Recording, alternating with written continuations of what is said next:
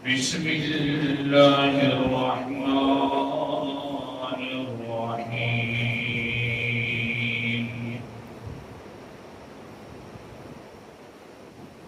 فمن يكفر بالطاغوت ويؤمن بالله فقد استمسك بالعروة الوثقى لا انفصام لها والله سميع عليم صدق الله العظيم فمن بس جو شخص یکفر انکار کر دیتا ہے بالطاغوت باقی سارے الہوں کا ویؤمن اور ایمان لے آتا ہے باللہ صرف اللہ کے ساتھ تو فقد پس پکی بات ہے استمسک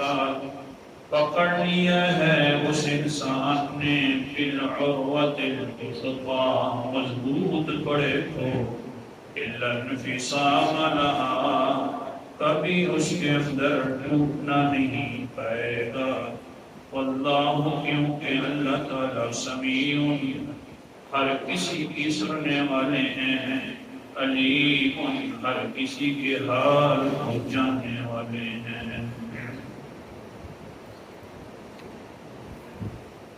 سورۃ البقرہ کی آیت نمبر 256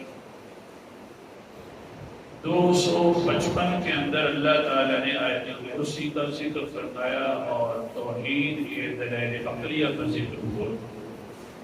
11 دلیلیں دی اللہ تعالیٰ نے اور اس آیت میں اللہ تعالیٰ نے پہلے حکم ارشاد فرمایا کہ جب ہم نے اتنے مضبوط دلائل دے دیے تو اب دین کے اندر آنے میں ہم زبردستی نہیں کریں گے جو آئے اپنی مرضیوں سے آئے پہلا یہ مسئلہ ہے دوسرا مسئلہ بیان فرمایا کہ ہم زبردستی کیوں نہیں کرتے اس لیے کہ اب تو ہدایت والے راستے توحید والے راستے کھل کر سامنے آ گئے ہیں دلائل کے ساتھ اب زبردستی کرنے کی کیا ضرورت ہے آج کے سبق میں اللہ تعالیٰ بیان فرمائے کہ زبردستی تو نہیں کرتے لیکن اگر کوئی انسان آنا چاہے اس راستے میں تو ضروری طور پر 2 کام کرنے پڑیں گے تب ہی وہ ایمان والا ہوگا پہلا کام کرنا پڑے گا کہ فَمَن يَكْفُرْ بِالطَّاغُوتِ کہ سارے الہوں کا پہلے انکار کرنا پڑے گا جیسا کہ ہم کرتے ہیں لا الہ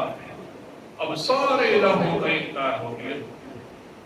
دوسرے نمبر پر وَيُؤْمِنْ بِاللَّهِ اللہ پر ایمان لانا پڑے گا یعنی جو کہتے ہیں الا اللہ یعنی لا الہ الا اللہ کہنا پڑے گا نظریہ اپنانا پڑے گا کہ ایمان والا ہو جائے گا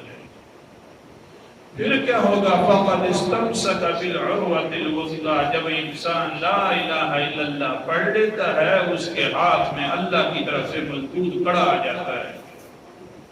کبھی یہ ٹوٹتا نہیں ہے اگر لا الہ الا اللہ والے معنی کے اوپر خیال کرے گا لا الہ الا اللہ والا معنی آتا ہوگا تو یہ پھر ٹوٹے گا نہیں اسی پر ہی کاربند رہے گا لیکن شروع قسمت ہم جو اجمی ہیں ہمیں معنی نہیں آتا لا الہ الا اللہ بھی پڑھتے ہیں شرک بھی کرتے ہیں لا الہ الا اللہ پڑھتے ہیں طواف نظر و نیاز غیر اللہ کا کرنا شروع کر دیتے ہیں کیونکہ ہمیں پتہ جو نہیں ہے کہ ہم نے جو لا الہ الا اللہ پڑھا ہے کیا پڑھا ہے اللہ اکبر کبیرہ آج کے سبق کے اندر لا الہ الا اللہ کے بارے میں تھوڑی سی بات کروں گا انشاءاللہ ہفتے والے دن سے تابوت کے 3 معنی ہیں وہ شروع کریں گے تابوت کہتے کس کو علامہ ابن قیم نے فرمایا 3 معنی لا الہ الا اللہ والا لفظ جو ہے یہ جو کلمہ ہے یہ بہت بڑا اونچا کلمہ ہے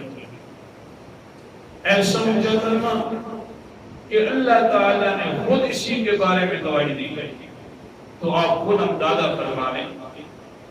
کسی چیز کے بارے میں اللہ تعالیٰ نے گواہی نہیں ارشاد فرمائی، قرآن مقدس میں ارشاد فرمائی ہے تو لا الہ الا اللہ والے کلمے کی گواہی دی ہے۔ اور جو انسان پھر یہ کلمہ پڑھ لیتا ہے تو وہ بھی اونچا بن جاتا ہے، تھوڑی سی دھول چوک ہو جائے تو اللہ تعالیٰ ویسے ہی معاف فرما دیتے ہیں۔ یہ سبق یاد رکھنا ہے، کلمہ بڑا اونچا ہے اور اس کے پڑھنے کے ساتھ اللہ تعالیٰ دھول چوک کو معاف فرما دیتے ہیں۔ سبق یہ رہا قرآن مقدس کا انداز۔ اعوذ باللہ من الشیطان الرجیم، بسم اللہ الرحمن الرحیم۔ سورت کا نام سورت آل عمران ہے، تیسرا پارہ ہے، نمبر 18۔ اللہ تعالیٰ فرماتے ہیں شاہد اللہ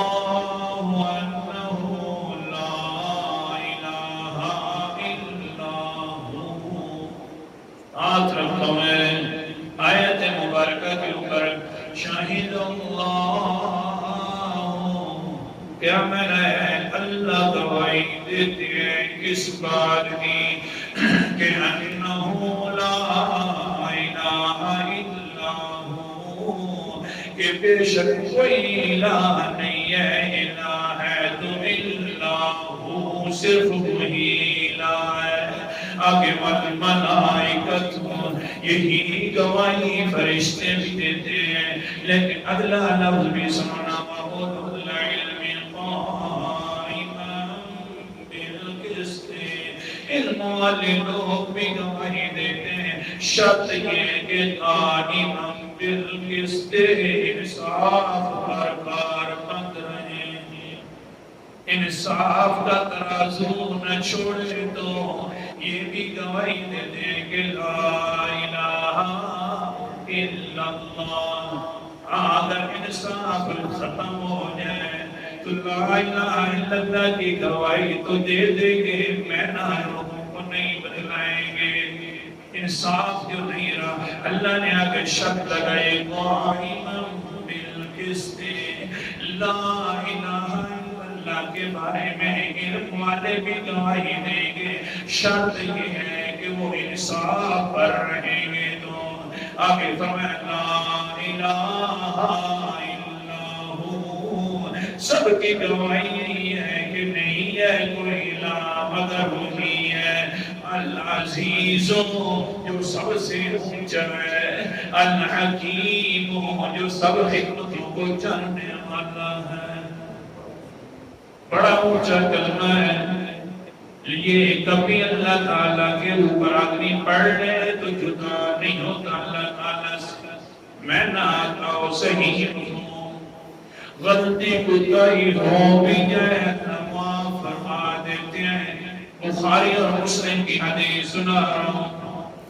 ان اتبان بن مالک رضی اللہ تعالیٰ عنہ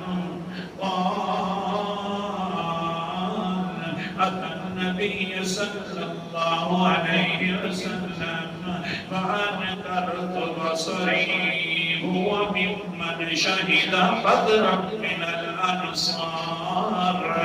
اللہ کے رسول کے پاس حضرت عثمان بن مالک آ جاتے ہیں اور کہتے ہیں اے اللہ کے رسول جی، میری آنکھیں میرے اوپر کمزور ہو گئی ہیں،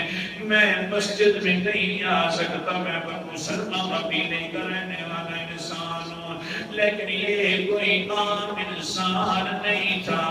یہ بدری صحابی تھا، غزوہ بدر کے اندر حصہ لیا تھا، لیکن اللہ کے رسول جی میں اپنے علاقے والوں کو امامت بھی کرواتا ہوں، آنکھیں کمزور ہیں، لیکن جب بارشی موسم ہو جاتا ہے تو میں مسجد نہیں جا سکتا، مہربانی فرماؤ میرے گھر میں آ جاؤ، جس جگہ پر میں نے نماز پڑھنی ہے اس جگہ جاؤ، میں معذور ہوں، جب معذور ہوں گا تو مسجد میں نہیں آؤں گا، جب میرے اوپر بارش آ جائے گی ہمارے اوپر تو نہیں جاؤں گا۔ سمجھ آ گئی صحابی عذر کے علاوہ مسجد مسجد میں ہر وقت جاتا ہے، عذر ہو تو نہیں جاؤں گا، ورنہ آنکھیں نہیں ہیں، کمزور سا بھی ہے، آنکھوں کے دبا سے ہماری تو بڑی آنکھیں بھی ہیں، اللہ کا دیا ہوا زیادہ بھی ہے، کوئی فکر کی بات نہیں ہے، آتے نہیں ہیں مسجد میں۔ صحابی رسول ہے، اللہ کے رسول، جس وقت بارش ہوئے گی میں نہیں آؤں گا مسجد میں، آپ ہمارے گھر میں تشریف لائیے، ایک جگہ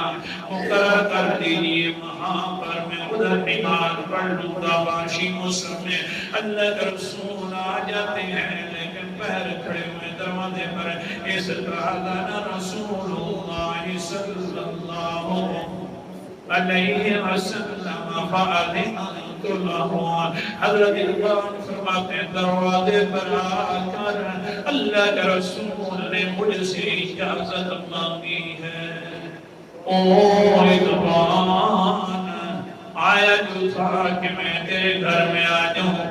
جاؤں، اب میں باہر کھڑا ہوں، یہ سنت ہے کہ گھر سے باہر اجازت مانگنی چاہیے،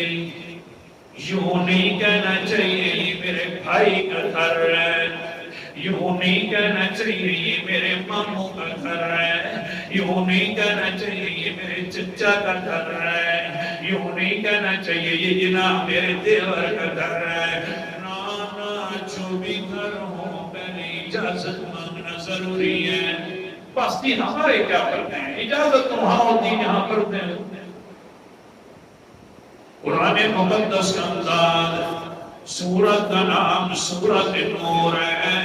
18واں پارہ ہے۔ اللہ تعالیٰ فرماتے ہیں یا ایھا الذین آمنوا لا تدخلوا بیوتا غیر بیوتکم حتی تستأنسوا وتسلموا علی اہلہا۔ اے ایمان والو، کبھی داخل نہ ہوا کرو کسی کے گھر کے اندر اپنے گھروں کے علاوہ، اپنا گھر ہو تو اور بات ہے، باقی کسی کا بھی گھر ہو کسی کے گھر میں داخل نہ ہوا کرو حتی تستأنسوا، یہاں تک اجازت مانگ لو کہ ہم آنا چاہتے ہیں، اجازت بھی مانگو۔ دوسرا کام وتسلموا علی اہلہا، ان کے رہنے والوں پر سلام بھی کرو۔ ذالکم خیر لکم، یہ تمہارے لیے بہت بہتری ہے، لعلکم تذکرون، بہتری تب ہے تاکہ تم نصیحت حاصل کرو۔ جو نصیحت بھی حاصل نہیں کرتا اس کے لیے تو بڑا عذاب بن جائے گا۔ آگے اللہ نے فرمایا فَإِن لَّمْ تَجِدْ فِيهَا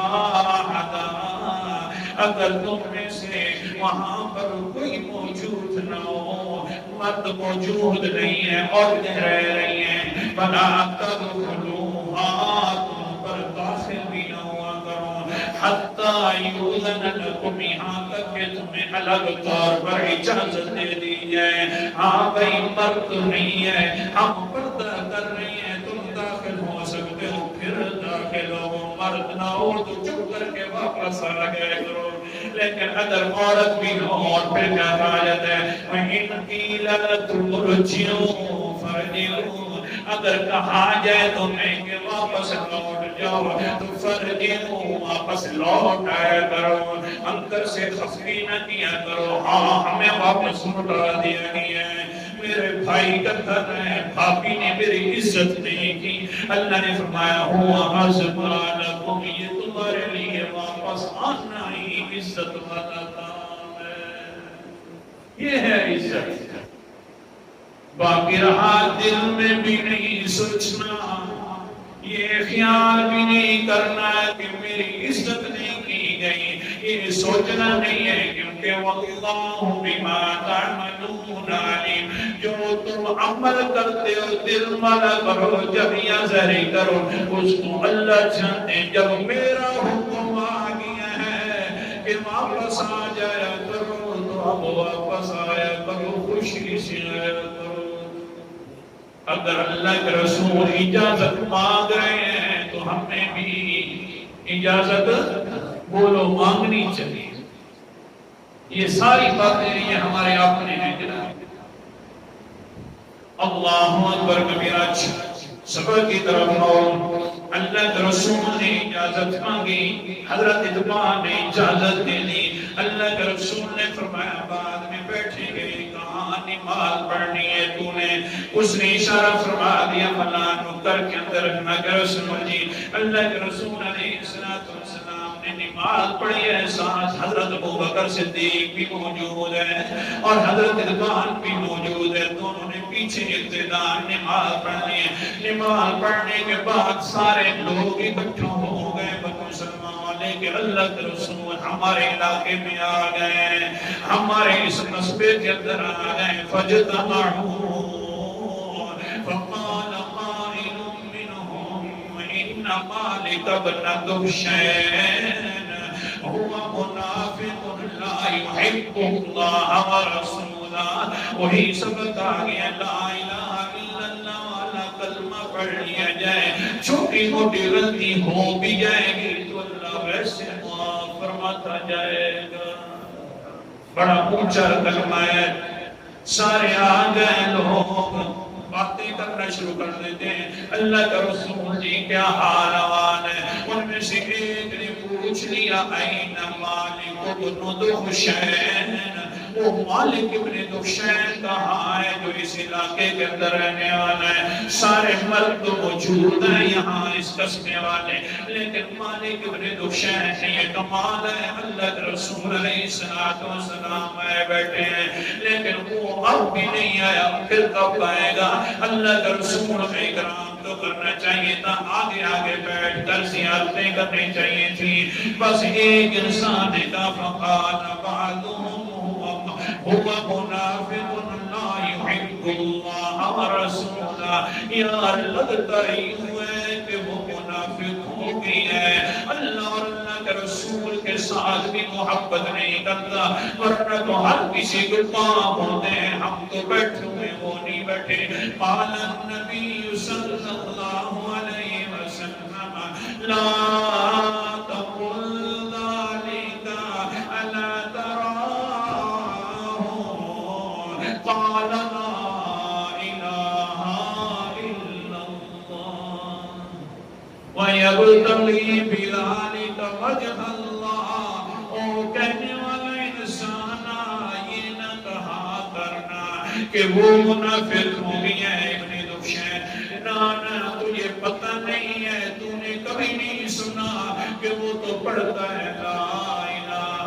الا اللہ۔ آج کوئی نہیں آیا، خیر ہے، چھوٹی موٹی باتیں ہو جاتی ہیں۔ یہ کلمہ پڑھنے والا اونچا انسان ہوتا ہے، یہ کلمہ پڑھنے والے کے ہاتھ میں مضبوط کڑا آ جاتا ہے، یہ ٹوٹتا نہیں ہے چھوٹی موٹی باتوں کے ساتھ۔ اور آگے اللہ کے رسول علیہ السلام نے فرمایا ان اللہ حرم علی النار من قال لا الہ الا اللہ فیبتغی بذلک وجہ اللہ۔ پہندہ بھی سن لو، یہ کلمہ بڑا عظیم کلمہ ہے، جو بھی پڑھ لیتا ہے لا الہ الا اللہ اور اللہ کی رضا کے لیے پڑھتا ہے تو اللہ نے اس کے اوپر جہنم کی آگ کو حرام کر دیا ہے۔ اللہ نے اس کے اوپر جہنم کی آگ کو حرام، یہ بڑا مضبوط کڑا ہے۔ اللہ تعالیٰ فرماتے ہیں جب مضبوط ہے تو یہ پڑھنے والا میرا محبوب بندہ ہے۔